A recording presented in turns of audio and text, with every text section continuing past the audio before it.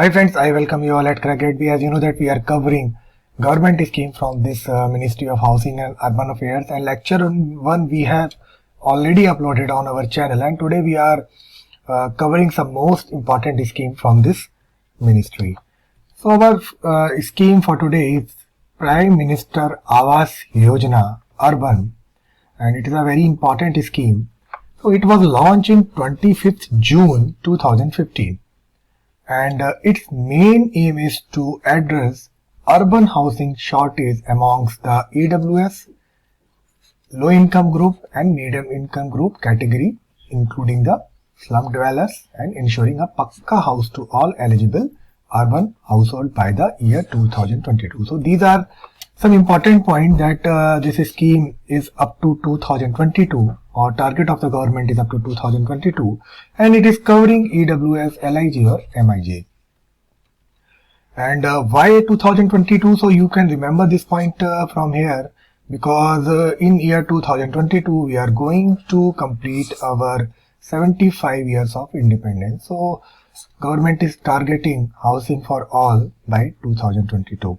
So implementing agencies are, that is state level nodal agencies, urban local bodies, these are, and other implementing agencies, central nodal agencies, and the primary lending institutions.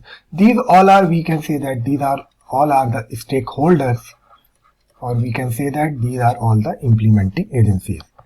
Now, what is the coverage for this scheme? As per the census 2021, all 4041 statutory town and the 500 class 1 cities would be covered under 3 phases. And what are the 3 phases for this scheme? The phase 1 is from April 2015 to March 2017, and it will cover 100 cities from state uses as per the willingness. And in phase 7, that is from April 2017 to March 2019, it will cover additional 200 cities. And in last phase, that is in third phase, from April 2019 to March 2022, it will cover all other remaining cities. So this is a coverage. Now we will come to the point, that is component of Prime Minister Awas Yojana Urban. According to this scheme, there are 4 components. That is, first one is in situ slum redevelopment, credit link subsidy scheme, affordable housing in partnership, and the beneficiary led construction. So these are the components, and we will discuss each component in a very detailed manner. So in first, in situ slum redevelopment using land resources, Central is giving assistance of rupees 1 lakhs per house. Is admissible for all house built for eligible slum dwellers under the component is in situ slum redevelopment. And after the development or redevelopment of this slum dwellers, these slums should be denotified of slums by the state or UTs as government recommended under the guideline. So what they are doing? They are giving 1 lakhs of rupees for eligible slum dwellers under the component in situ slum redevelopment uses land as a resource. Now in this credit link subsidy, first of all, ministry has, if you go by the word, under this government is providing some credit link subsidy to the owner of the house, or the owner which have taken loan to purchase the house. And ministry has designated these agencies. The first one is Housing and Urban Development Corporation, National Housing Bank, State Bank of India as a central nodal agency to channelize the subsidy to the beneficiaries. And it is very important to note that is this MIG, that is medium urban group category, has been extended up to 21st March 2031. So in this slide you can remember these are the agencies which is designated by the government for this credit link subsidy scheme. Now if you will see in this figure, under this credit link subsidy scheme, the government is giving subsidy for EWS, low income group, medium income group 1 and medium income group 2nd. Schemes duration for these two categories from 17th June 2015 to 31st March 2022, and for both the categories it is for 1st January 2017 to 31st March 21. And how these categories are defined? This EWS and LGs are defined when their annual income is up to 3 lakh. And for this LIG category, income is between 3 lakh to 6 lakh. For this MIG, 6 to 12 lakh, or for this category, 12 to 18 lakh. Interest subsidy per annum, they are giving 6.5% for this category, 4% and 3% for this medium or income group 1 and 2nd respectively. Maximum loan tenure, if this particular person or group is taking loan, then they can take the loan for maximum 20 years. And eligible housing loan, for these two categories they are providing 6 lakh, and for these two categories they are providing 9 to 12 lakhs. And carpet area for dwelling units, it can be maximum 30 square meter, in this case 60 square meter, in this case 160 square meter, and in this case 200 square meter.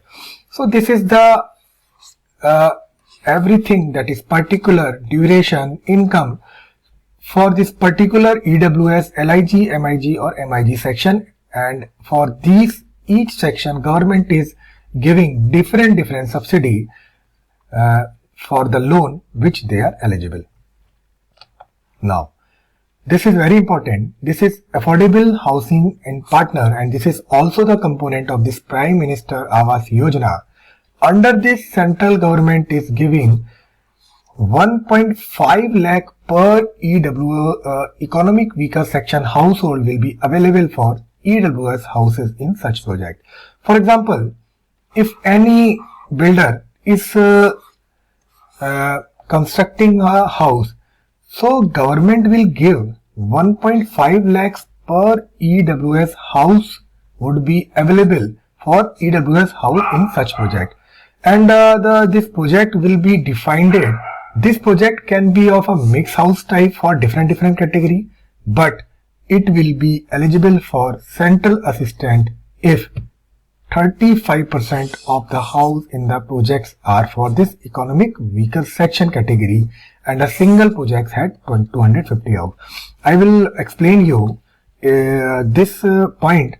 For example, if any builder is developing a project, so if he is developing a project, then total house, at least 30% of house which this builder is developing should be for EWS category, and the builder which is developing the project should have minimum 250 flats or 250 houses.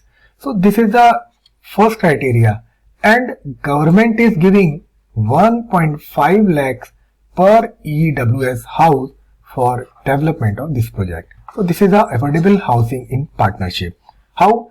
This is the partnership of the government and the private builder which is developing the project. Now this is another component of this scheme. Under this affordable rental housing complexes, that is ARHC, for migrant worker urban poor. As you know that in April or May 2020, we all were facing the COVID-19. So this COVID-19 has given some more challenges in front of the government. So government have taken some initiative to counter the effect of this COVID-19 pandemic. So what they have do, this COVID-19 pandemic has resulted in a reverse migration of the urban migrant poor in the country. Now what they have started, they have initiated affordable rental housing complexes, and it is a sub scheme of this Pradhan Mantri Awas Yojana Urban. Who are the eligible beneficiaries? The eligible beneficiaries which comes under this housing for all plan of action can take the benefit of this ARHC. Now, what they are doing?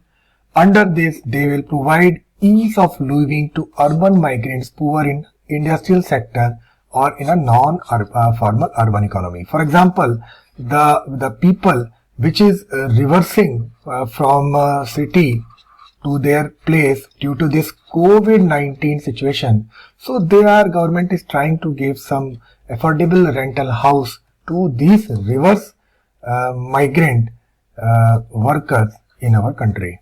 How this scheme will be implemented? The government is utilizing existing government funded vacant house to convert into this ARHC through this PPP mode or by the public agency. And in second, the construction, operation and maintenance of this ARHC by the public private entities on their vacant land. So these are the two area or 2 points. By using these 2 points, government is implementing this ARHC project. Now, what incentive government is doing? Under this, incentive will be provided to public-private entities by the central or the state government for developing operating a ARHC. Now, what government is giving? Government is giving exemption in income tax, GST exemption. They are giving single window approval within 13 days to completing this project, and project is financing with this lower interest rate and this trunk infrastructure till project site, and they are also facilitating municipal services at residential rate under and use permission changes for house for all the vacant land. So these all things are in the hand of the government, and government is utilizing it. How? GST exemption, income tax and the municipal services they are giving, and they are also providing single window system as an incentive to the ARHC developer. And who are the beneficiaries? Beneficiaries are urban migrant poor from EWS, LIG categories, street vendors, rickshaw puller, other service provider, industrial worker, along with the migrant working with the market, trade association, educational, health institution, hospitality sector, and long-term visitor, student or any other category. So these are all the beneficiaries. Now, what types of house they are providing? ARHC will be a mix of single or double bedroom dwelling units, and they are also providing dormitory of 4 to 6 bed including all common facilities, and they are also giving use it for rental housing for minimum period of 20 years. Now, as you know that this government is taking various initiatives towards the technology and innovation. So under this PMUA, Prime Minister Awas Yojana, government or ministry has provision for additional grant if anyone is giving some technology or innovation under this TSM for the project using innovative and alternative technology. So what government is doing? Under this technology or innovation grant, government is providing 1 lakhs per dwelling unit in case of double bedroom, or 60,000 rupees in case of single unit, or 30 square meter carpet area. And for single bedroom, they are providing 20,000 per dormitory bed up to 20 square meter carpet area. So if anyone is giving some innovative or technological thing, the government is giving this handsome amount to the person which giving or which is developing some innovation or technology in this project. Now, there are some other features. They have developed a portal, that is CLAP portal, and this is a web-based CLAP portal, and under this all the stakeholders like ministry, central node agency, primary lending institution, beneficiaries can come and they can share information. And under this capacity building, total 5% of the budget which is allocated for this scheme, government is spending 5% of this on this capacity building. They have run a Angikara campaign for change management, and this was done by our Honorable Prime Minister vision to address issues that arise from the life transformation after into a Pakka house. So Angikar campaign for change management was launched on this 29th of August 2019, and this campaign focused on adopting best practices such as the water and energy conservation, waste management, health, sanitation and hygiene for for under this Prime Minister Awas Yojana. And beneficiaries through community mobilization or this IEC activity, forest climate change, new renewable energy, petroleum, natural gas, power, youth affairs and sports, women and child development. So these all are the ministry which is helping for running this campaign successfully. And this campaign was formally launched on 2nd October 2019, commemorating the firm 50th Gandhi Jayanti in more than 4,000 cities. Now, the government has recently launched this Global Housing Technology Challenge. I have already told you this government is taking very help from our well-known institutions like IITs and others. So what they are doing, they are taking some help from this institution because these institution have some great knowledge. So they are utilizing their knowledge, and this Global Housing Technology Challenge was launched by the government, and the main motive or aim of this challenge is to mainstream a basket of innovative construction technology from across the global for housing construction sector that are sustainable, eco-friendly or disaster resilient. They are to be cost effective and speedier while enabling the quality construction of the house. So this GHTC, that is Global Housing Technology Challenge, India aspired to develop an ecosystem to deliver on the technology changes of the housing construction section in a holistic manner. Under this, our Honorable Prime Minister inaugurated a Construction Technology India 2019, a global expo cum conference, and which was organized on this date in New Delhi. And under this, 60 exhibitors from 15 proven technology from 25 countries showcased their technology in the expo. And Prime Minister also declared this 2019 and 20 as a construction technology year. So what they are doing, they are taking some innovative or very good technology from the world, and these technology should be sustainable, eco-friendly and disaster resilient. And what they are doing, they are using this technology in their construction sector for improving the quality or reducing the cost and speeding the project completion. Now this Affordable Sustainable Housing Accelerator, that is Asha India, and it is an initiative under this incubation and acceleration support is provided to potential future technologies that are not yet market ready or pre-prototype. So this Asha, what they are doing, the technology which is in picture or is yet to be come into picture, they are supporting these types of technology with the help of the Asha India Center, and these Asha India Center will also help in developing design guidelines, construction manual and other necessary guidelines. For example, if any company has developed any technology and this technology is a pre-prototype or post-prototype, but it needs support for becoming a full-fledged technology. So this Asha Center, particularly for this construction sector, they are helping it. So Asha India Center are to be set up at 5 institutions, that is IIT Mumbai, IIT Kanpur, IIT Madras, IIT Roorkee or CSIR NES Jorhat. So whatever technology that is in a very initial stage, they can tie up with this technology with this institution, and this technology will be converted into the full-fledged technology which can be used by the construction sector. Now, this Lighthouse project was also run by the government under this Global Housing Technology Challenge. Under this, the Lighthouse project will be developed under this GHTC India and will serve as a live laboratory for different aspects of the transfer of our technology to the field. So whatever technology which was developed in our laboratory, and this Lighthouse project will transfer this technology from laboratories to the field, right? What they do, it will include the planning, it will include the design, it will include the production of the component, construction, practices, testing for both faculty and student of the IITs, NITs, engineering college, planning and architecture colleges. What government is doing for that? They are giving for use of this innovative technology in construction, the ministry has introduced a technology innovation grant as additional grant, that is 4 lakh per house over and above the existing share of 1.5 lakhs per house under this Prime Minister Awas Yojana for this Lighthouse Project. So total grant is given 4 lakh and